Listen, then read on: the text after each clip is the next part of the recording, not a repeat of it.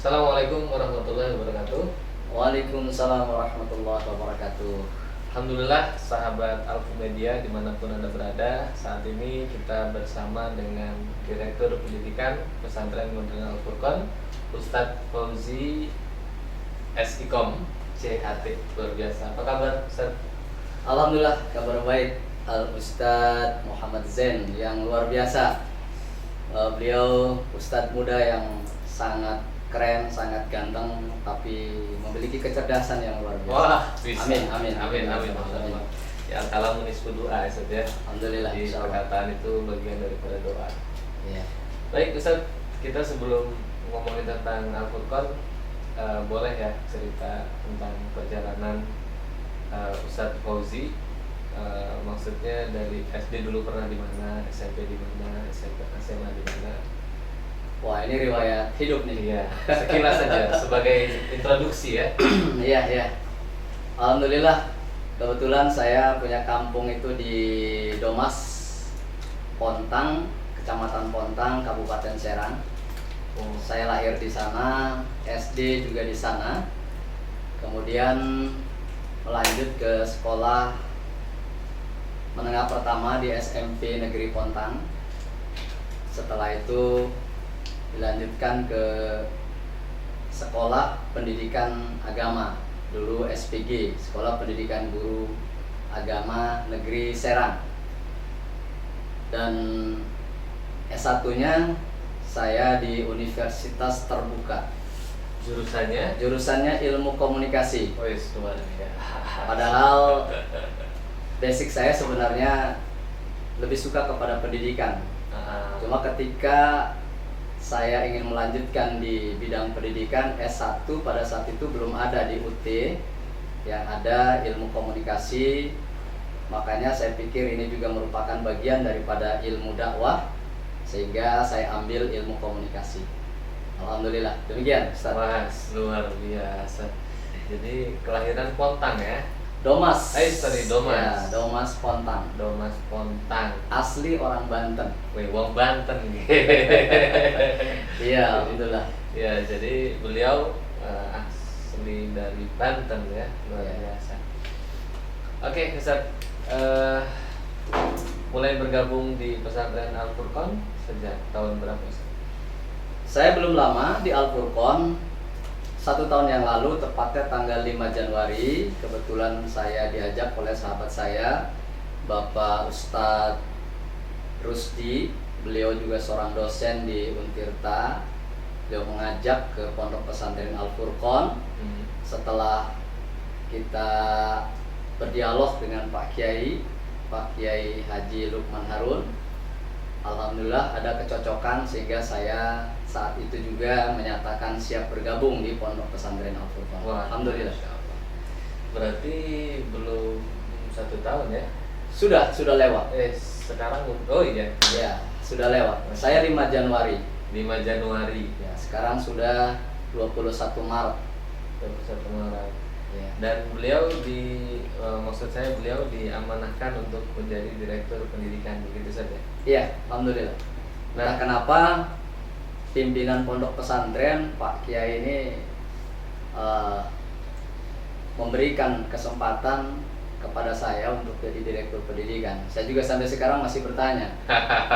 Karena saya jurusannya ilmu komunikasi. Iya. Tapi karena ini merupakan amanah umat, maka insya Allah sebisa dan semampu saya akan laksanakan, insya Allah.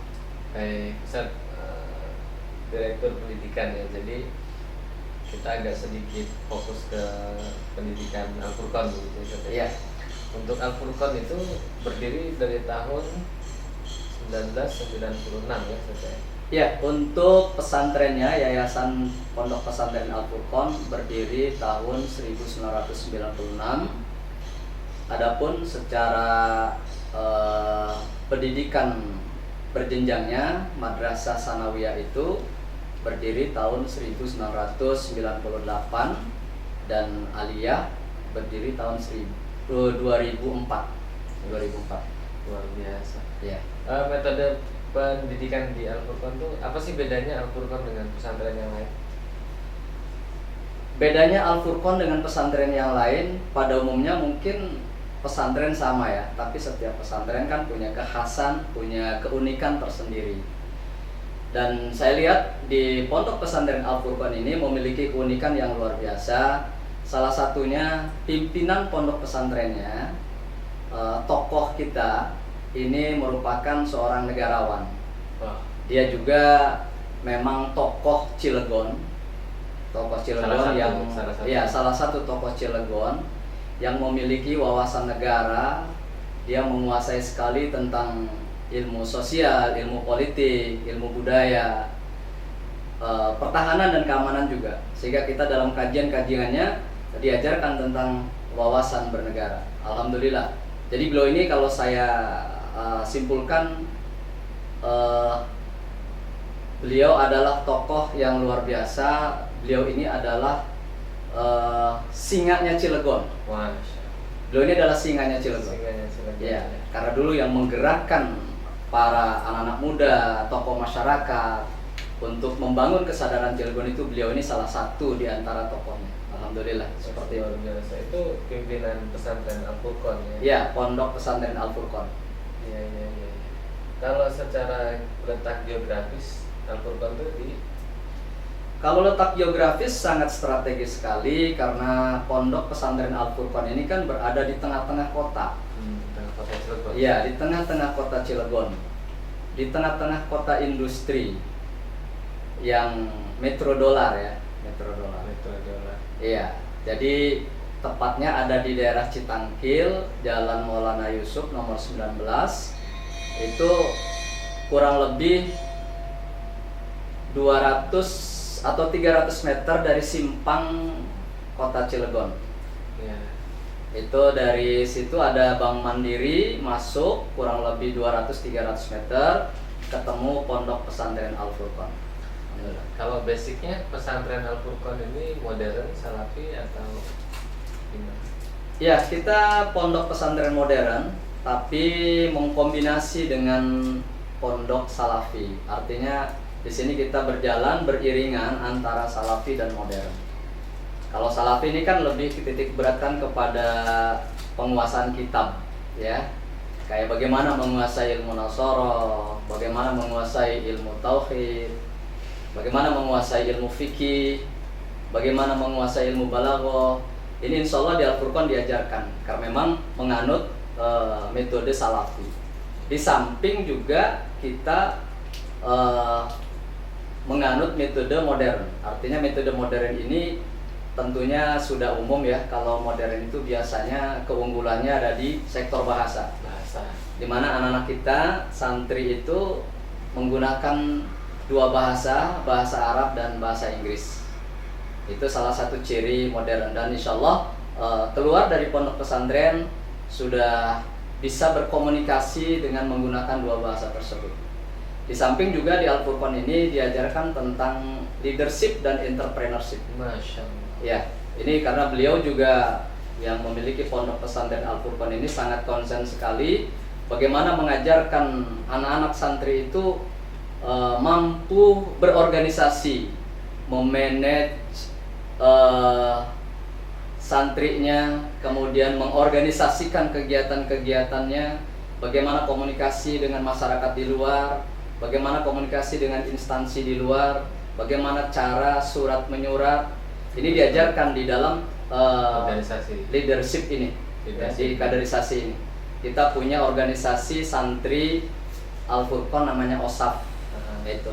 Di samping itu juga kita punya kemampuan santri ini diajarkan tentang entrepreneur.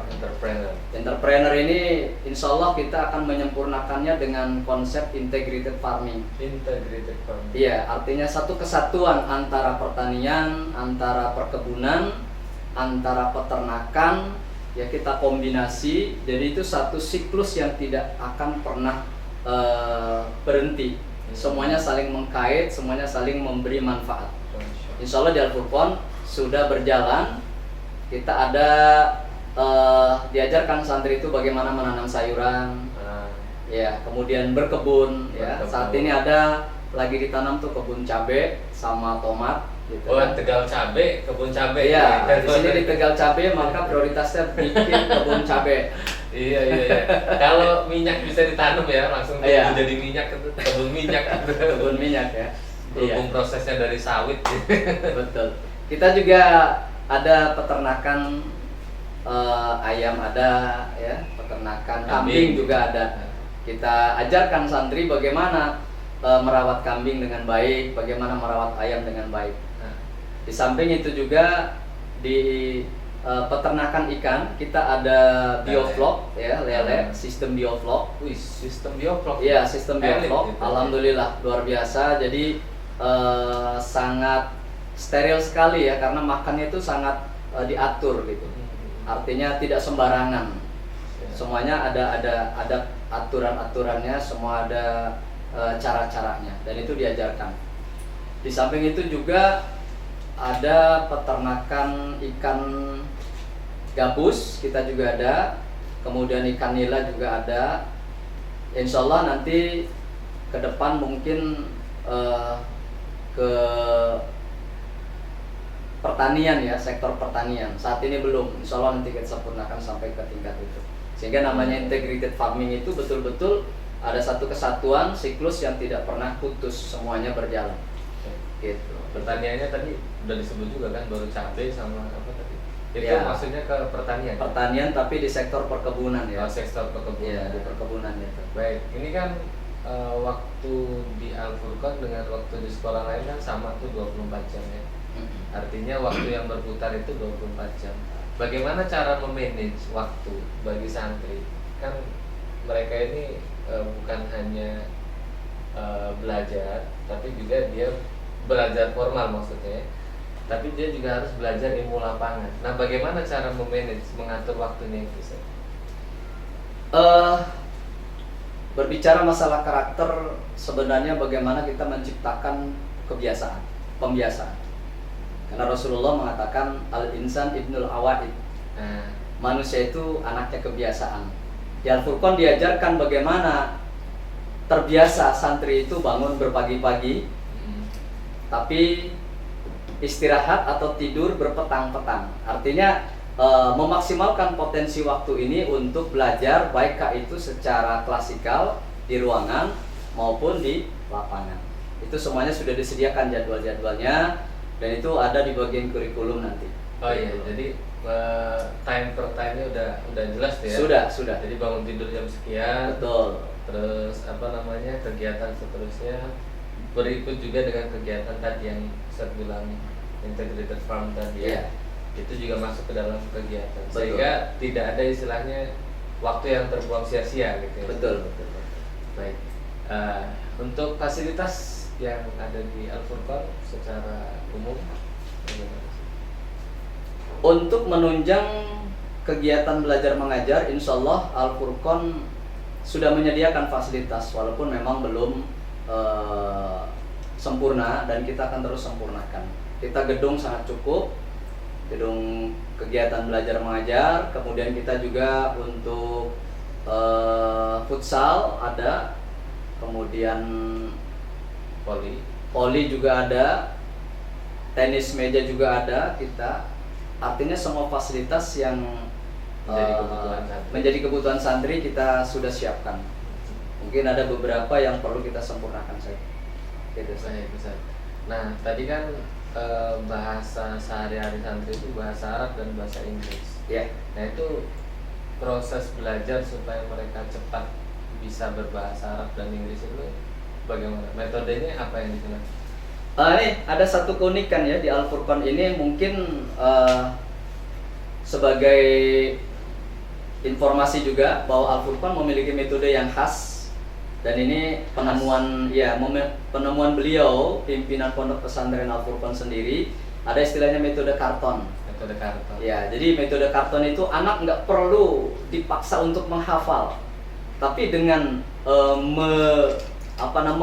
mengulang, secara otomatis dia akan masuk ke dalam pikiran bawah sadarnya, dan itu menjadi rekaman permanen, sehingga anak itu karena sering diulang masuk, otomatis dia akan menguasai.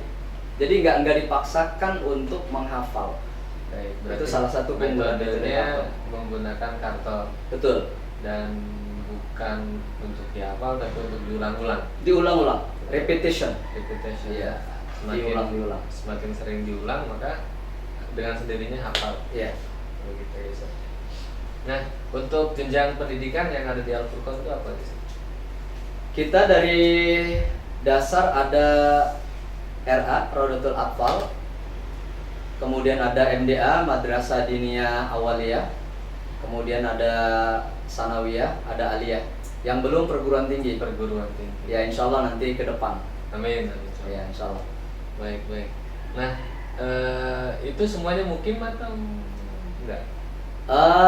Untuk RA dan MDA nggak mukim karena memang ya secara usia masih lebih dekat dengan orang tua, dengan ibu.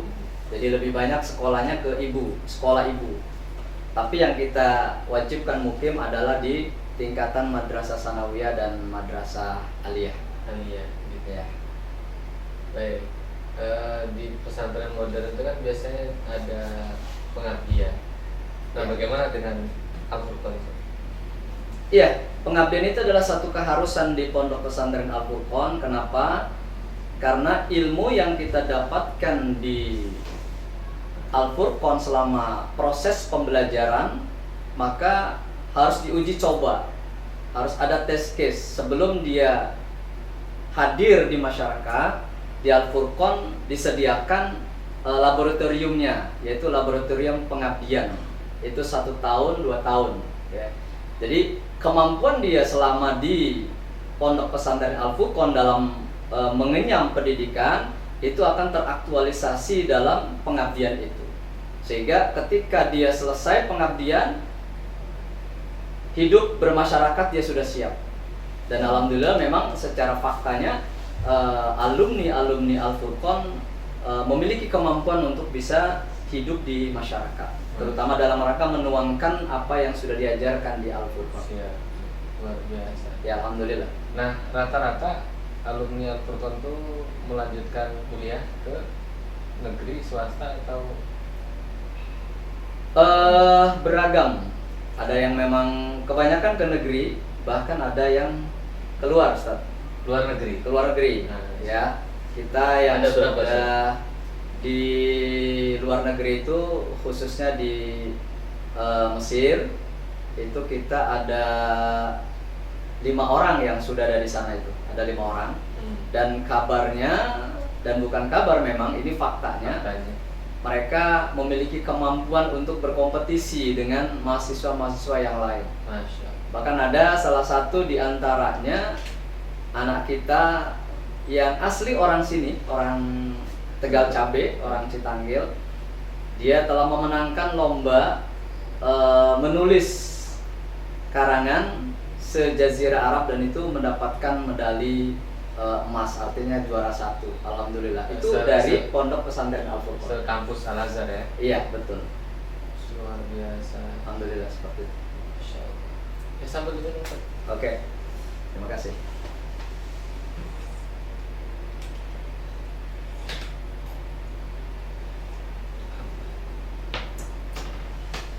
Nah, luar biasa saudara, cukup menarik ya. Jadi kalau kita bicara tentang pesantren itu memang agak sedikit unik gitu ya. Ya. Dan memang ya seperti tadi yang digambarkan. Jadi tujuannya kenapa sih harus dipadatkan semua kegiatan gitu ya. Dari habis ini, habis ini. Jadi tidak ada waktu luang tuh ya. Artinya waktu luang untuk santai-santai, untuk leha-leha itu nggak ada. Betul. Jadi tabadul istirahat itu tabadulil amal gitu kan. Istirahat itu adalah pergantian kegiatan gitu ya, dari kegiatan ini ke kegiatan yang lain. Bahkan istilah libur itu nggak ada sudah. Nggak ada. Apa tuh namanya? Yang ada belajar di masyarakat. Belajar di masyarakat. Iya. Kalau santri pulang itu istilahnya bukan liburan ya. Bukan liburan, tapi belajar di masyarakat. Belajar di masyarakat. Bagaimana dia membangun komunikasi dengan masyarakat. Dia sudah harus siap menjadi imam ketika memang dibutuhkan. Dia juga siap menjadi khotib ketika memang dibutuhkan. Artinya apa yang didapatkan di Al-Furqon sudah bisa diterapkan di masyarakat.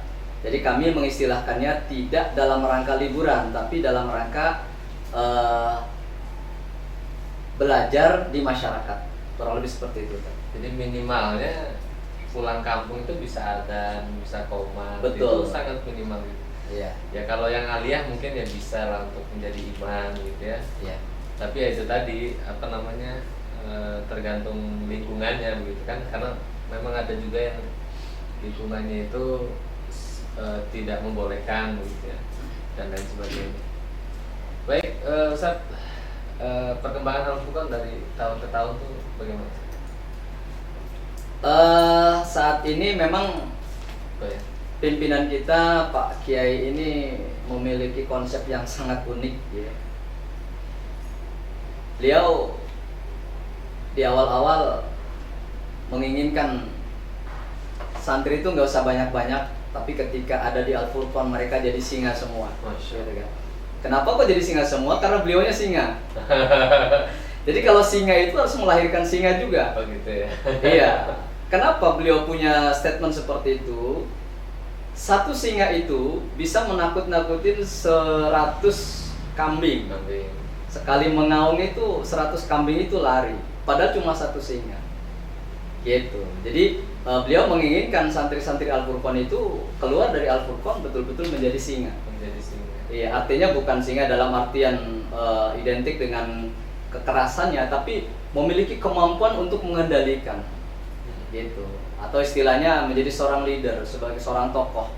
Kurang lebih seperti itu kan. Luar biasa. Jadi walaupun sedikit tapi kualitasnya wahid ke alfin gitu ya. Jadi 1000 seperti 1 seperti 1000 gitu. Iya, betul. Luar biasa. Kenapa nggak menciptakan banyak singa? Iya, makanya itu juga salah satu orientasi kita ke depan. Saya sudah sampaikan juga ke beliau, kalau memang sedikit jadi singa, ya alhamdulillah luar biasa bagus. Tapi akan sangat bagus lagi kalau kita memiliki santri yang banyak dan mereka kita ciptakan dan kita bentuk mereka jadi singa semua. Menjadi singa. Makanya kami juga mengharapkan bagi siapapun yang mendengarkan informasi ini, kalau ingin menjadi anak-anaknya itu menjadi singa, datangkan ke Al-Furqon, insya Allah kita akan didik, kita akan bentuk menjadi singa. Oke, ya tanda kutip ya singanya ya. Iya, betul. Jadi luar biasa ini. Kalau visi misi Al-Furqon sendiri itu apa secara umum? Visinya sangat simpel sekali beliau ini, karena memang nggak mau neko-neko ya. Jadi visinya pengabdian karena Allah. Itu visinya. Pengabdian maksimal ya. Ya, pengabdian maksimal ya. Kalau misinya Menghambakan diri kepada Allah. ya, jadi misinya menghambakan diri kepada Allah. Kemudian yang kedua berbakti kepada kedua orang tua. Jadi antara Allah dan orang tua ini Al-Furqon sangat konsen sekali. Iya. Karena memang itu merupakan tuntunan yang paling mendasar. Nggak akan ada artinya kalau kita tidak taat kepada Allah dan tidak menurut kepada orang tua, itu tidak akan ada artinya. Maka ini sebagai konsen misi daripada Al-Furqon, bagaimana membentuk santri itu agar memiliki ketaatan yang luar biasa kepada Allah dan memiliki bakti kepada kedua orang tuanya. Insya Allah seperti itu. Luar biasa. Nah, alumni yang alumni Al-Furqon itu rata-rata kemana tuh larinya?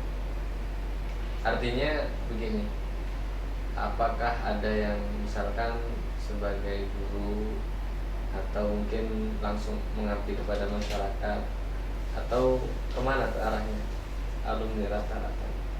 Iya, alhamdulillah kita sudah coba berkomunikasi dengan sahabat-sahabat kita dari Al-Furqon yang sudah keluar. Beragam ya, Ustaz. Ada yang memang jadi pengacara, ada pengacara yang sungguhan kan, bukan pengangguran banyak acara. Iya, pengacara yang sungguhan. Pengacara sungguhan.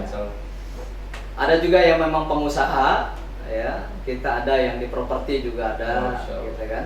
Kemudian ada juga yang memang buka lembaga pendidikan, lembaga pesantren juga seperti Al-Furqon, bahkan lebih besar saat ini, gitu kan. Ada juga yang memang benar-benar membersamai masyarakat. Artinya beliau mengajarkan ilmunya dari Al-Furqon ini kepada masyarakat. Jadi memang beragam. Yang dakwah juga ada ya. Iya. Jadi fokus ke dakwah menjadi dai gitu ya. Iya. Luar biasa. Kita kembali lagi ke bicara pesantren secara internal. Apa sih target Al-Furqon ke depan? Sebagaimana yang termaktub di dalam Al-Qur'an ya. Di dalam surat Al-Baqarah ayat 247 itu dikatakan bastotan fil ilmi wal jismi. Bagaimana Allah menganugerahkan ilmu yang luas dan tubuh yang perkasa. Ini sebuah sinyal yang harus direalisasikan di Pondok Pesantren Al-Furqon. Artinya bagaimana santri ini keluar memiliki keilmuan yang luar biasa dan memiliki kesehatan yang prima. Karena dua inilah yang akan bisa menghantarkan dirinya bisa mewarnai masyarakat. Gitu. Itu goal settingnya, bagaimana keilmuan yang dimiliki oleh santri dan kesehatan yang prima yang harus dimiliki oleh santri ini bisa berguna dan bermasyarakat. Ulangi lagi. Bapak dari bisa berguna. Nah, bisa bermanfaat, bisa bermanfaat,